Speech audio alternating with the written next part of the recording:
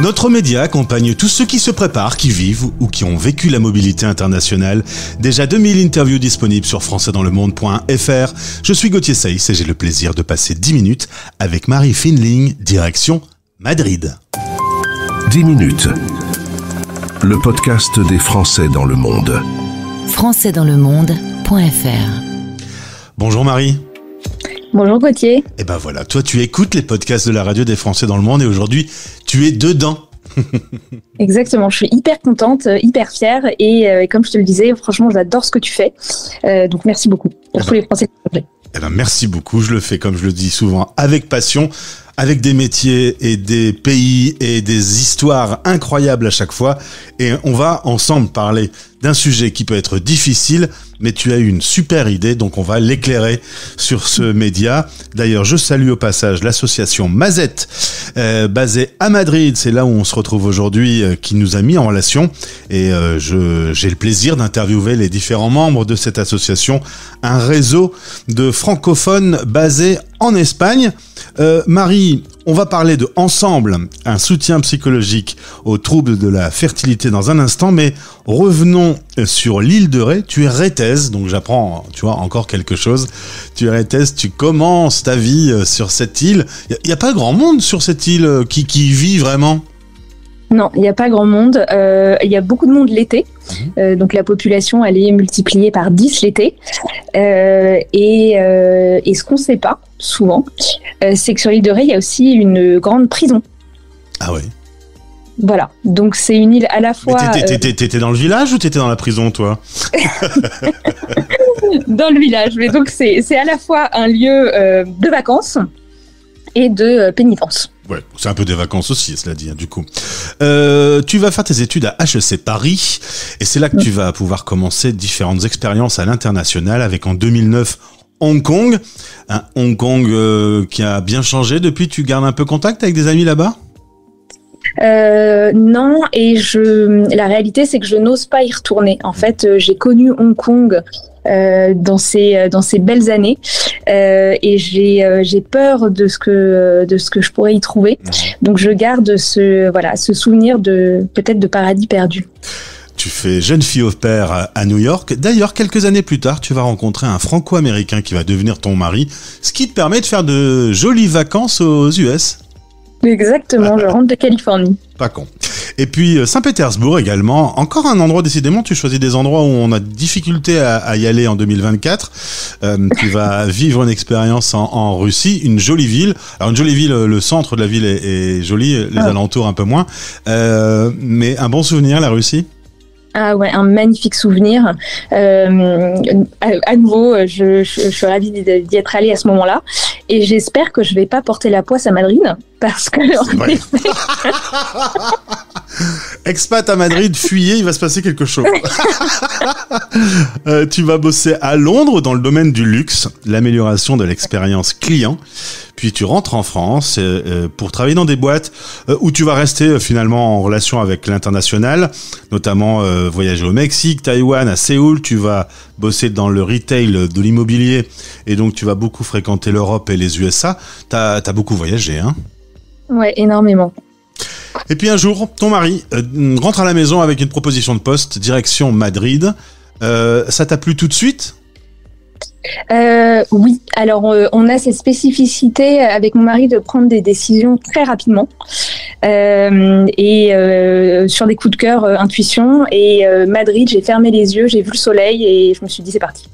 Et c'est parti donc pour une expatriation en famille. Vous y arrivez avec votre fille qui a 3 ans et donc là tu deviens pour la première fois conjoint accompagnateur. Tu n'as pas de travail, tu t'occupes donc de l'installation de la famille, trouver l'école, les cours de flamenco et tu te dis à la limite tant mieux que j'avais pas de boulot parce que c'est beaucoup de boulot d'installer une famille. Exactement, j'avais vraiment sous-estimé ce que c'était que l'expatriation en famille. Je me disais Madrid, c'est pas très loin, l'Europe, on est tous européens, donc déménager à Madrid, c'est comme déménager à Marseille. Et en fait non. Donc finalement, heureusement que mon transfert dans l'entreprise précédente ne s'est pas fait.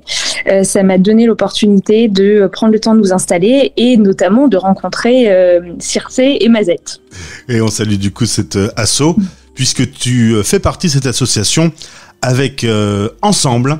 Ensemble, c'est important puisque vous avez, vous, dans le couple, traversé un problème d'infertilité. Et alors, c'est ça qui est très étonnant. On a fait un podcast sur la PMA il y a pas longtemps. J'ai découvert des choses. Un homme fertile et une femme fertile peuvent se retrouver infertiles. Et alors, j'ai découvert encore nouveau aujourd'hui avec toi. Vous avez été tous les deux dans le cas d'avoir un enfant. Et le deuxième, ça marche pas, ça n'arrive pas. Exactement. Le premier enfant, hyper facilement. Et j'ai même adoré ma grossesse, mon accouchement. Et quand on a voulu avoir le deuxième, eh bien, j'ai fait 3 fausses couches consécutives. Et ça nous a profondément bousculé. Et là, tu te rends compte qu'il y a un mal-être qui grandit en toi et que le soutien psychologique dont tu aurais besoin, eh bien, tu le trouves pas. Alors, tu me dis souvent, d'ailleurs, ce soutien psychologique, on peut l'avoir dans des services maternité, ce qui est quand même pas l'endroit où on a vraiment envie de mettre les pieds. Résultat, tu vas créer Ensemble, Just Do It, tu l'as fait toi-même. Exactement. En parallèle donc de l'errance médicale pour notre sujet d'infertilité, j'ai eu une vraie errance dans la recherche du bon soutien psychologique. Et quand on connaît pas ce monde-là, en fait, c'est très ésotérique. On comprend pas nécessairement la différence entre un psychologue, un psychanalyste, un psychothérapeute. C'est très difficile de trouver quelqu'un spécialisé sur ce sujet parce que les plateformes ne permettent pas de filtrer comme ça. Et puis donc il reste les services maternité des hôpitaux, là où on n'a plus du tout envie de mettre les pieds. Voilà. Donc je me suis dit, je continue de chercher. Et puis grâce à l'aide de psychologues que j'ai rencontrés sur mon chemin, j'ai développé le parcours Ensemble. Et puis, c'est pas con d'ailleurs, parce que tu as du coup un métier nomade. Ton mari pourrait ne plus être à Madrid dans quelques mois et tu pourras continuer ensemble. Donc, t'as eu quand même un coup de génie. Exactement. Et donc, c'est nomade pour moi, c'est nomade pour les patients. Parce que parfois on commence une thérapie quelque part, un changement intervient dans sa vie, on déménage et comment on fait? On va pas déménager avec son thérapeute. Donc c'est nomade pour les patients et enfin c'est nomade pour les psychologues qui peuvent l'exercer de là où ça leur plaît à partir du moment où ils sont francophones. Voilà, avec ce service 100% en ligne, tu réponds à une vraie problématique parce qu'il faut le savoir. Une personne sur 6 sur Terre, en âge de procréer, se retrouve face à un problème, à un trouble de fertilité. C'est un chiffre qu'on connaît pas. Tu m'as dit clairement, c'est un domaine lié au tabou. Donc, la société est plutôt nulle quand on est face à un tabou. Exactement. En fait, c'est un sujet très tabou parce qu'il touche à l'intimité, à la famille et donc nécessairement à la religion. Il touche à la vie, à la mort et donc c'est un sujet très délicat qui pendant des années était un sujet de bonne femme, un sujet pour les femmes. Et donc le tabou est en train d'être levé comme tout sujet sur lesquels on ouvre les discussions, ça prend du temps. Et donc, c'est très, très important pour moi d'ouvrir ce sujet, que chacun se sente à même de partager son expérience. Et donc, c'est pour ça que je commence par le faire moi-même. Le monde est pluriel, il y a toutes sortes de situations, des femmes seules, des couples hétéros, des couples homos. Toi, tu accompagnes tout le monde. L'idée, c'est que tu passes un peu de temps. Alors, visiblement, si c'est bien fait, ça peut être pas trop long, mais passe un peu de temps avec ceux qui en ont besoin. Exactement. Donc, c'est pour les hommes comme pour les femmes. Alors, on sait que le recours aux services psychologiques est plutôt à l'initiative des femmes, mais vraiment le parcours est ouvert aux hommes également et c'est très important qu'ils se sentent à l'aise d'y recourir pour eux et pour bien soutenir leurs partenaires. Il s'adresse à tout type de famille, donc des femmes seules, des couples hétéros, des couples homos. Il couvre tout le spectre des troubles de la fertilité parce qu'il y a un vrai enchevêtrement sur ces sujets, un vrai continuum. C'est-à-dire l'infertilité, la stérilité, les grossesses arrêtées, qu'elles soient médicales, volontaires ou spontanées, qu'on appelle les fausses couches, les parcours de PMA, majoritairement constitués par les FIV, la GPA et puis tout le deuil périnatal, donc également les morts fœtales in utero et les mortinescences. Ça intègre vraiment toutes les facettes, sachant que tu as constaté que ce parcours est éprouvant et qui peut même abîmer le couple. Donc il y a vraiment, quand tu incites à ce que l'homme soit intégré dans le parcours, c'est vraiment une bonne idée. Ouais, et c'est fondamental parce que on ressent les mêmes émotions et je vais caricaturer et rentrer dans les stéréotypes, mais on ressent les mêmes émotions, mais on ne les manifeste pas de la même manière. Et ça crée beaucoup d'incompréhension au sein des couples. Et à force de plus comprendre, on s'aime plus. Et ça peut ensuite poser des problèmes dans le couple globalement, quoi. Exactement. Et c'est également très important de préparer la future parentalité parce que avoir un enfant, c'est plein d'ambivalence.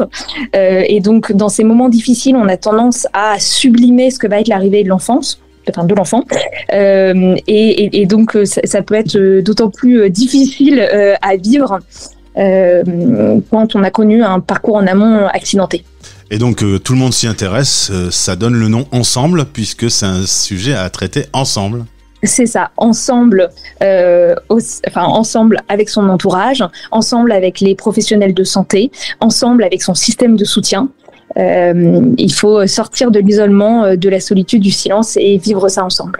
Ensemble, un soutien psychologique aux troubles de la fertilité, particulièrement adapté aux Français de l'étranger, il faut le rappeler, avec nos auditeurs qui sont partout sur la planète, puisque le service est 100% en ligne. Merci Marie, c'est une belle idée et je sens en toi une envie, une passion et de développer ça. C'est un peu unique en plus ce que tu as créé.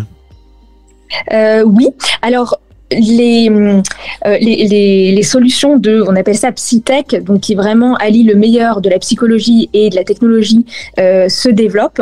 Il y a eu des super initiatives sur la transition professionnelle, sur l'accompagnement des adolescents. Donc c'est en train de se développer et je suis hyper contente de faire partie de cette mouvance-là. Et en tout cas, si vous nous écoutez, que vous pouvez rencontrer un petit souci, parlez-en. Prenez rendez-vous avec Marie. Premier rendez-vous gratuit. Pas de tabou et on ouvre un peu les portes. Il est temps. Exactement, sans jugement, sans complexe. Merci beaucoup.